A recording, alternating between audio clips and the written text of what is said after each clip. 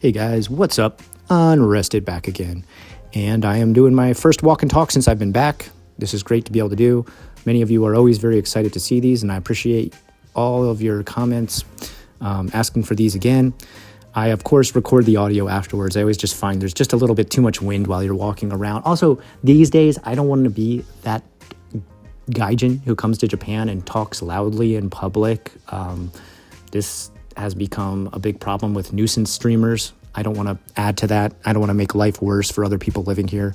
So take video subtly, bring it back, record my audio. Anyway, let's get into it, guys. The first video I always do when I come back to Japan after I've been away for a couple months is just check in on how things are going.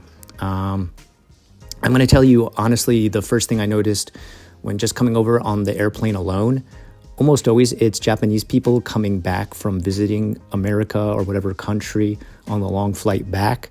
This time it was almost all foreign tourists. If you don't know, I'll let you know now, Japan's economy is absolutely in the garbage. It's dropping lower and lower and lower and lower every year. And I mean literally lower on the ranks of economies around the world. It's dropped to fourth just, I think, last year alone. And it's going to be fifth or sixth coming up soon. It's on its way down further and further down the list. And the only thing propping up economy right now in Japan is tourism. They're desperate for tourism. That's why you don't even need to get like a 90-day visa or anything like that. You don't get a traveler's visa. You can literally just come in with your passport now because they need tourists to come in. I've heard these rumors and stuff that Japanese people are getting pissed off about getting too many tourists. I get it. I understand. I think there can be some pretty annoying tourists. And I've also heard rumors that they're going to try and raise prices for tourist-only prices and that they're thinking about reneging on not having, the proper visa sticker inside of your passport so it's harder to come here and visit. That's not happening. I can tell you that's not happening. I can also tell you there is no such thing as hiked up prices as far as the city areas are concerned, all right? Osaka, Tokyo, I've already been to both. I didn't see any prices hiked up for me. I mean, at the same time, I come in and speak Japanese right away. So maybe they think like, okay, we probably can't be doing it to this guy. And I also have a gaijin card, which means like I'm literally like a green card citizen. So that's a little different from a tourist. But anyway, I haven't seen that. So don't believe all the things you hear about, things being hiked up to discourage tourism. Tourism is the only thing keeping the economy propped up right now. It's sad to see because, like my hope for Japan, a country I love the country, love how beautiful every tradition here is, the buildings, the architecture, the people, the manners, the politeness, the customer service, the country itself, everything about it is wonderful. And I'm rooting for Japan. I want to see this country break out of this bubble that burst a long time ago back in the 1990s at the very end where the economy just took a dip and it's never, ever been helped or gone up since, and the government just seems absolutely dead set on letting it slide into utter dismay. It's horrible. Number one big thing that's noticeable right away, just young families, people having kids. Less and less and less every time I come back to this country. You are not seeing a lot of young families with babies and kids. Back in 2007 when I first moved here, it was everywhere. It wasn't such a big deal, but this is the lowest birth rate through the last, I think, 15 years that happened in 2024, 2025. Lowest birth rates ever. It's going down. There's no hope for this to be turned around unless something major happens, unless some kind of motivation comes from the government, unless there's some kind of, financial support. There's more childcare places put in where families can work, two working people in the family. The days of housewives, the days of people becoming career women as far as females are concerned needs to happen for people to survive now. The economy is dog shit, okay? The pay is dog shit here in Japan. I cannot tell you how bad it is. Almost every friend, since I've come back especially, I said I came back probably 2 or 3 days ago and posted on Facebook, glad to be back. Love that I can come here and I don't have to worry about working. I've already had 3 friends tell me, yeah, this is my last year. This is my last year. And these are people who've been here for 25 to 30 years in Japan, living in Japan. And their reason for this being their last year is, number one, they had kids. Number two, they can't survive here on the money they make having a family. It's impossible. So even other people having kids in Japan, if they have a way to take themselves to another country with a better economy, they're doing that, because it doesn't seem feasible to raise a family on what kind of pay you can make as a teacher, or even as both family members working as teachers, or, in a lot of industries, even within Japan, that I have some friends who do work in tech industry. I do have some friends who do, and they aren't making anything close to what they could make in the US or any really Western country in general. Japan comes nowhere close to paying as much as European countries, the UK, and America, as far as tech industry is concerned. I don't want to say teachers, because I know some places in Europe that pay as bad or worse than Japan and Europe for teachers. But definitely in the Western world, I can tell you, I work in the state that pays the lowest. Florida pays the lowest for teachers. We still make about 6 times more than a teacher here in Japan. It's nuts. And that's not, I will say that's not including private school teachers. Private school teachers can make quite a bit more, so I won't count them in the lot, okay? That said, demographics are looking bad. You got a bigger gray generation. You see, for every family I see with a young child, I see probably 20 to 30 old people. And I mean old, like hobbling around with a cane old, okay? I don't have anything against old people. I'm getting old myself. I'll be 46 next month, okay? So I'm getting there. I'm almost in the gray generation, right? But this is not good for an economy of any country, and even worse for an economy like Japan, where they're headed for the population to split in half by 2050. Your population splits in half. Nobody's able to pay for that elder generation. Jobs are not fulfilled. Jobs are not fulfilled. Exports are not happening. Money is not coming into country. Country go bad, right? That's why I'm telling you, everything's being propped up by tourism right now. It's crazy. Interest rates still non-existent.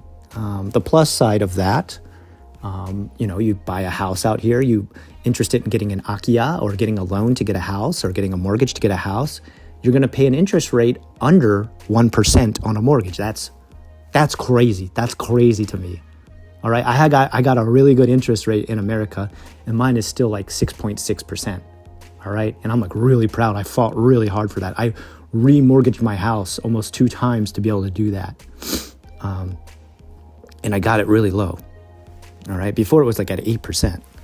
So below 1% for a mortgage. That's awesome. Below 1% for a loan. Even if you get something like a car and get a loan or something like that, right? Not very easy for you to get a loan if you're a gaijin, because you could run out on the loan at any time. But, if you have a Japanese spouse who will co-sign for you, the bank's very happy to give it to you. On the downside, there's no point in keeping your money in a Japanese bank out here. Why would you do that? There's literally no savings. There's no savings. There's nothing. There's no point. You have checking. That's it. And I know some people be like, well, that's not true. You could still put money into bank accounts out here have a separate account you can make called a savings account. Yeah, that's true. They do. There's no interest on it. It's not savings if you're not making interest on it, right? Like, that's just money you're not touching. That's it. That's all that is, right?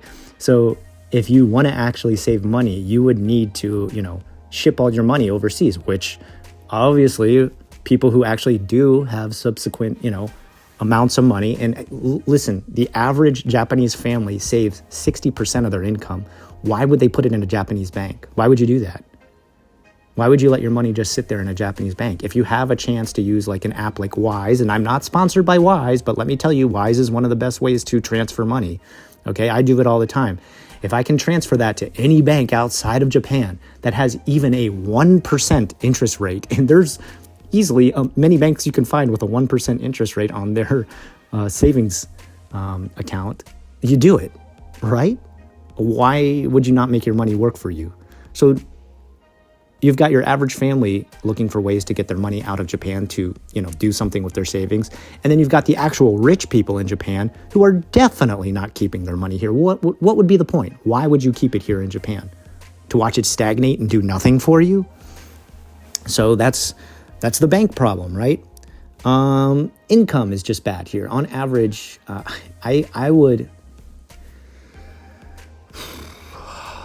how much less would I say? I'd say 6 times less for your average teacher out here. I can say that. 3 times less for your average IT job. Your average dentist and doctor out here making about half of what one would make in another country. In the Western world, okay? I'm not saying like, they could move to the Philippines and make more. No, okay, obviously they're going to make less. But it just doesn't compare. And again, this goes back, I always bring this theory up every once in a while. This is my theory, and I'm not a conspiracy guy, I don't believe in them, but my theory is why Japan doesn't teach English in schools is because they would lose all these people. They would lose all their highest performers, their lawyers, their doctors, their engineers, their scientists. They would definitely transfer to a Western country where they could speak English because they'd be making 4 to 5 times more.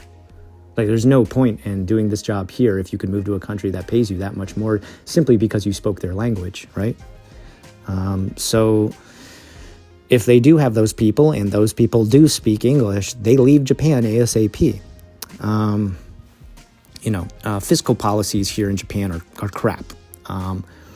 There's recently been an author, and my wife told me this guy's name, and I'm horrible with remembering names. Famous economist here who has written multiple books on, managing your money, working for corporations as like their auditor, their accountant. He's worked personally for the Japanese government, for the fiscal departments of the Japanese government, the treasury, and his last big job was working in the finance department of the government. And he's written his final book, all right? And this is kind of a sad, almost, I'd say like kind of a heroic story of what this guy is doing.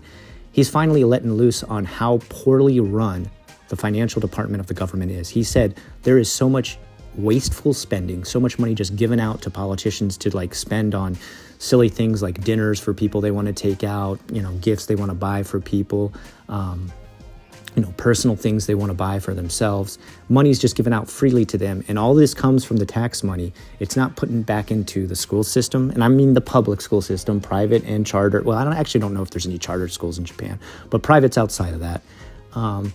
And it is destroying Japan's motivation to work harder because you never get a raise, you never get any money back from the government, you never get your taxes back. Taxes keep piling up. There's new taxes added. And there's, goofy ones at it. Like I've told you about this one before, where there's one here in Osaka called nature preservation tax, which if you lived where I lived and you saw how much city there was and how there was 0 trees, 0 grass, 0 parks, you'd wonder, well, what the fuck am I paying for this tax? What is this going towards? It's made up. It's fake, right? It's just another way they can, scam more money out of their citizens. And he's writing this book as an expose that will pretty much excommunicate him from everybody. Not a lot of people want to come out and talk shit about the Japanese government because here's what happens when you do, all right? Comedians don't make jokes about the government. They don't make jokes about politicians. News stations don't do it either. Mass media, the government, and major corporations are all hand in hand big on releasing no information on stuff like this. Never talking shit about the government or what Japan's government is doing or how they're screwing over their citizens. And people who come onto these shows, people who do work for these government agencies, people within these large corporations that pretty much run Japan, they don't talk about it either because they would get blacklisted from TV, from mass media, from, multiple jobs, from, government connections. You'd just be blacklisted. You'd be absolutely, excommunicated from everything. And that's happening to this guy now. And the reason he's doing it is he has terminal cancer. He's on his way out. He's got 1 year to live. And he knows it, and he said, this is my final farewell to Japan and a hope for the future. I'm going to write this book exposing the government and telling you how bad things are actually run. And it's sad. It's heroic. I think it's a beautiful thing for him to do for his countrymen and women, all right? But it's also horrifying to see how wasteful the Japanese government is. And if you're wondering, what are some other, why wouldn't people talk about this? Why wouldn't they be up in arms about this? Well, guess what? There's actually people outside the financial department of the government right now picketing, rioting, holding up signs, protesting, and the mass media does not cover this. Because here's the other thing about Japan. There's heavy defamation lawsuits that can happen. And you're wondering, well, wait a second, defamation, isn't that if you lie about somebody? No. Listen. Defamation lawsuits, the way they work in Japan is if you say something that causes someone to make less money, then they can sue you for this. Even if it's totally true, you're telling a 100% truth, provable by facts, objective facts that you could have, the receipts on, a paper trail, a white page report. You can get sued if the company, the organization, the group, the government person, the, seijika can prove that you are making them lose money. And you'll have to reimburse them for that money that they're losing. So people don't do this. They don't, make a big show of it. And, worse, the weakening yen. The yen just, keeps getting weaker and weaker and weaker, right? You come here with $40 and it comes out to $55 when even the exchange company is taking their share. That's a weak piece of yen. I came out here with the yen, 86 yen to the dollar, pretty strong. Come out here now and it's wavering between 140 to 150 yen to the dollar. That's not good. That's more than double. Right? Almost more than double. Sorry, my math is bad. Almost more than double what it was in 2007 when I got out here. So it's a rough look for the future of Japan. And I guess also just like the lack of technological updates that kind of blow my mind. I don't know how Japan is still not able to advertise, create signs, make rules, and post things in English that are actual English. Just simple things like I go to a cafe that's nearby our house and they've called the cafe Intestinal Delight. And you're just like, okay, I understand what you're trying to do. You're trying to say like it's, a tasty, palatable dish that you could have at this cafe. Your menu saying Intestinal Delights, probably not going to get the most gaijin coming in there. And this is a tourist area that I live in, all right? A very touristy area, okay? I live in the very, very heart of the city of Osaka. Just other things like in Tokyo, still signs that say no smoking in this area. It's just like, you got ChatGPT, you've got AI, you've got Google Translate, you've got Gemini. Everything can translate things for you. How are you not up to date on this stuff and getting your signs correct now? I don't understand. I get it. Back in 2007, we had none of this, and the English was way funnier back then. But even now, we're still doing this. We're not using new technology that's come out to if your main economy is propped up by tourism, you probably want to get these signs right. Just a thought, Japan. Anyway, I want to end this by just saying I wish the best for this country. I love this country. It's beautiful. It's amazing. The people are amazing. Super polite, great manners, great customer service. There's so many amazing things about Japan. I am always rooting for this country to win. And I hate seeing them take this many stubborn losses. Anyway, I hope you're all doing well. I'll catch up with you again soon. And I hope you have a great rest of your day.